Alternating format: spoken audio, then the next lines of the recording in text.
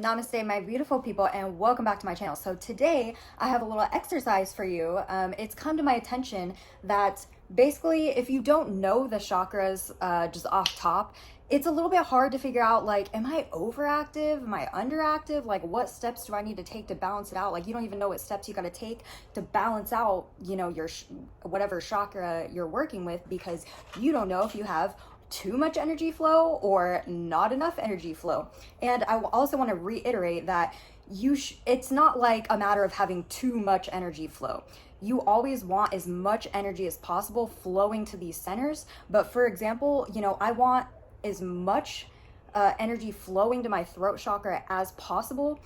But where you get overactive in the throat is if your third eye and your heart chakra, the surrounding ones, become underactive, and the throat is kind of like sucking up all that energy flow, right? We want to have balance, as much energy flowing as possible to basically all the centers at once. We want them to all be balanced, but you never have to, I just want to reiterate, like, you never have to like take away energy from a center. Let's just, get that squared away. So I'm writing a book. It's going to be done very soon, but I'm on the heart chakra and the chapter that goes over the heart chakra. And it dawned on me, looking back through my videos on YouTube, I'm like, I did not do an overactive or underactive heart chakra video. And it's because back when I was, deep diving into the heart chakra, I chose to bypass it because I felt extremely disconnected from the heart chakra personally. My whole video series, you guys, even though I was trained, in different modalities like energy healing and whatnot to work with the chakras, and I, took courses and learned all about them, and I had a mentor and stuff like that, there's still always more to learn. So as I'm going through this video series with you guys, I'm really deep diving and making it a point for myself, say that I'm doing videos about the root chakra. I really went through and tried to balance out my root and, do all the things that I suggested for balance, figure out, what was right for me, what was wrong for me, figure out, what I wanted to kind of come back and tell you guys about my experience. And that's where those videos came from.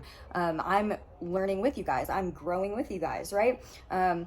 I'm always learning new stuff. I love knowledge. I wish I could just download information instead of having to like read books or watch videos or, take classes or do whatever. So I'm going to take you to, so I felt very disconnected from the heart chakra. So then right now, when I'm going to write the chapter in my book about the over and under activity within the center, I'm like, feeling kind of like, I don't know. I felt so disconnected. So I did a bunch of deep diving. I did a bunch of, research, and I did a bunch of meditations. I did a bunch of heart chakra stuff, you guys. And now I feel like I have a very firm grasp, and I can, throw it in my book and whatnot. But this is what helped me to get a firm grasp, not only with my own heart chakra, like where am I at with over or under activity and balance, but it helped me to, just in general, you can do this with any of the chakras if you're kind of unsure of where you're at and where you need to be.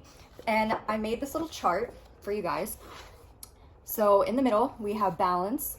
Over here, we have under, and over here, we have over. So what you got to do is, let's use the heart chakra, for example, since we were just talking about it. And if you don't know the qualities of a balanced chakra, whichever one you're working with, you can always like look it up.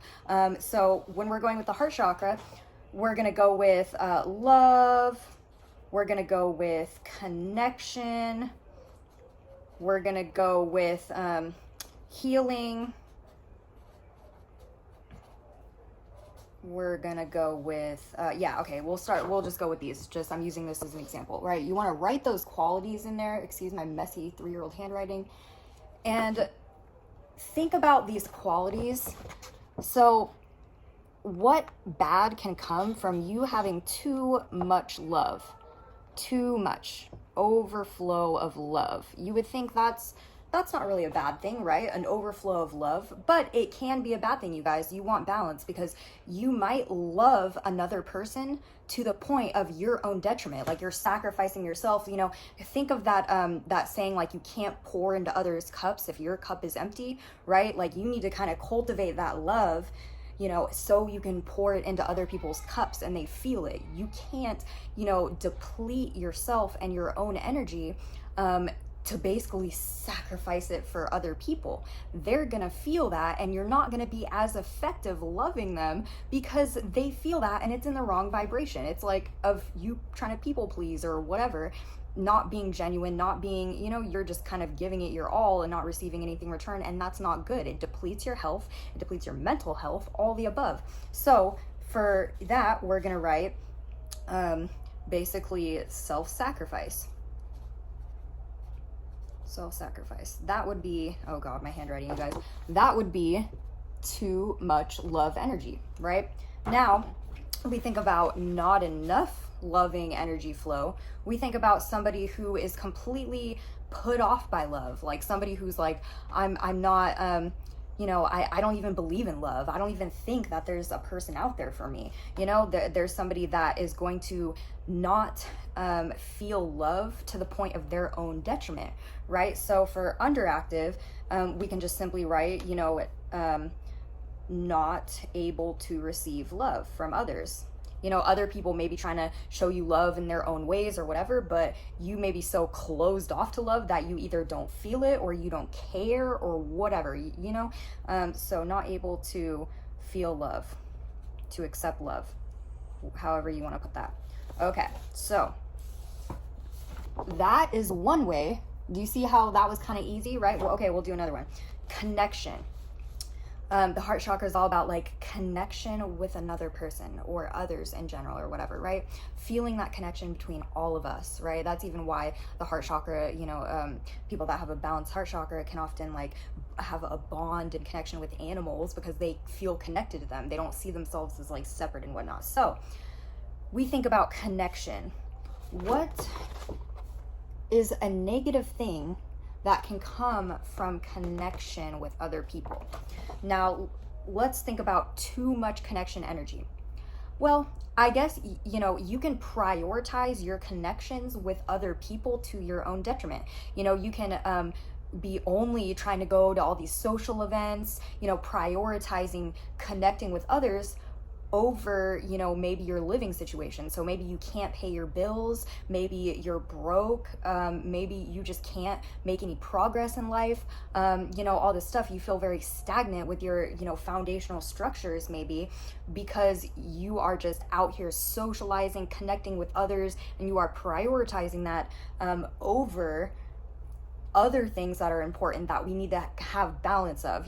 It's fun and it's good to go connect with people, but you need to have the means, right? Like, don't tank your life trying to go out every weekend and bond with these people and connect with them, and kind of spiritually bypass by saying, oh well, it's all about connection, and I that's the only real thing that's important. But then you're like sleeping in a cardboard box on the side of the street, right? That's not good. You want to have a good balance. So we'll say overly social.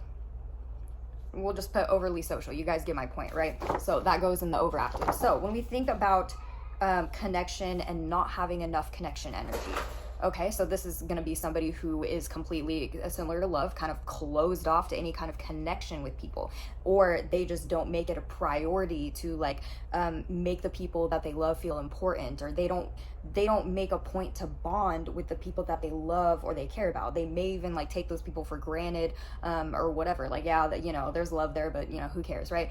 It's like, yeah, you want to have that balance. Again, you want to have that balance. Because connection is important, you guys. When we hug each other, when we're around each other, like staring into each other's eyes, when we're snuggling, when we hold hands, stuff like that, it literally releases the love hormone, oxytocin, and we feel flooded with more love. We feel better. We feel more happy. This is beneficial to our health. This is like in the birthing centers when, the babies that actually don't have caretakers or parents or whatever, or being adopted out, or like whatever way, shape, or form, to where they don't have anybody to like cuddle them or like rock them or show them that love, like nurses and the baby, the people that take care of the babies, they'll actually go in there and make it a point to rock them and hug them and sing to their, talk to them and stuff like that, because they know that it can actually deplete their energy without it, you guys. Like, we are supposed to be bonding and connecting with people, so you want to have a good balance, right? So for the under part, we're just going to put not able to connect, or not prioritized, or whatever, right? You know, and when it comes to like touch and stuff like that, you could even be in a full-blown relationship with somebody, and they could be really like, like, you know, don't touch me, like they're not very like affectionate, and this is like, you know, this is an imbalance, right? So I won't make a whole like heart chakra video. This is turning into like me making a heart chakra video, but I'm not going to do that right now.